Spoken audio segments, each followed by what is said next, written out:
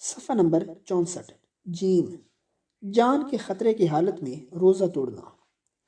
اگر روزہ دار کی مرض یا بھوک یا پیاس کی شدت کی وجہ سے جان خطرے میں ہو تو روزہ توڑنا واجب ہے، بعد میں قضا کرے۔ اگر روزہ نہ توڑا اور مر گیا تو گناہ گار ہوگا۔ جان نکلنے کی حالت میں روزہ دار کو شربت وغیرہ پلانا۔ اگر کوئی روزہ دار جان کنی کے عالم میں ہے تو اس کو روزہ افطار کرا دینا اور شربت اور دوا وغیرہ دینا درست ہے، بلکہ افطار کرا ہی دینا چاہیے۔ جبرائیل علیہ السلام کی بد دعا۔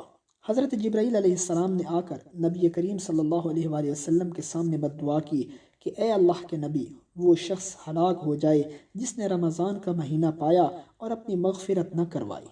نبی پاک صلی اللہ علیہ وآلہ وسلم نے اس پر آمین کی مہر لگا دی۔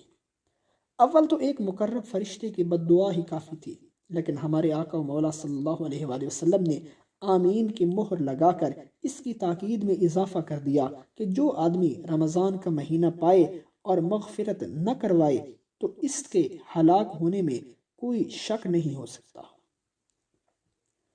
جلک مشت زنی کے عنوان کے تحت ملاحظہ کریں۔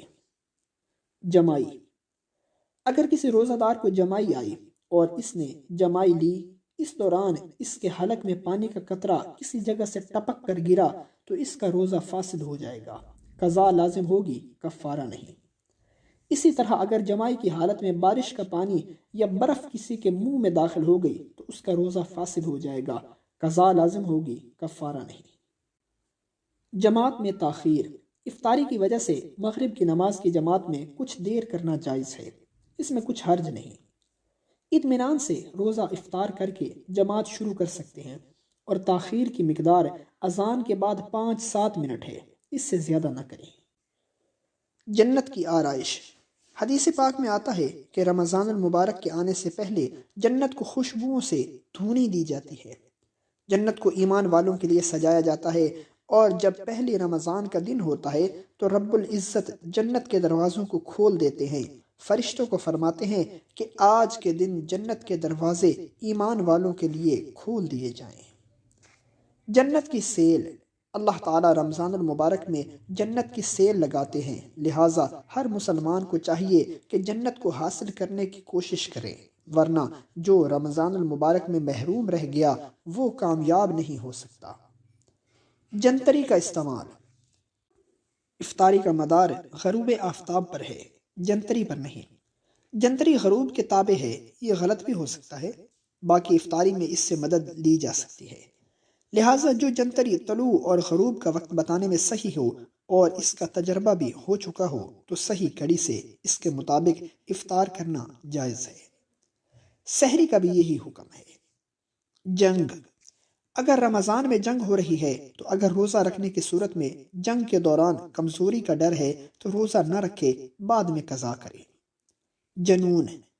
جنون کی حالت میں روزہ رکھنا معاف ہے، قضا لازم نہیں۔ اگر کوئی شخص مجنون ہو گیا اور پورے رمضان پاگل رہا تو اس رمضان کے کسی بھی روزے کی قضا واجب نہیں۔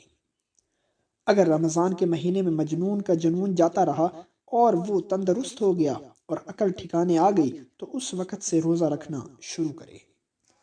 اگر کسی کو ایسا جنون ہو کہ رات کو کسی وقت افاقہ نہ ہوتا ہو تو اس زمانے کے روزوں کی قضا لازم نہیں ہوگی، اور اگر کسی وقت افاقہ ہو جاتا ہے، خواہ رات کو افاقہ ہوتا ہے یا دن کو، پھر اس دن کی قضا لازم ہوگی۔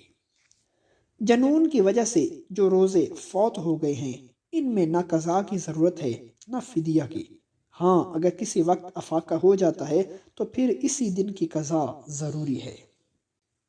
جھوٹ۔ جھوٹ بولنا، جھوٹی شہادت دینا اور جھوٹی قسم کھانا بہت بڑا گناہ ہے، اس سے بچنا تمام مسلمانوں پر لازم ہے، ورنہ آخرت میں سخت عذاب ہوگا۔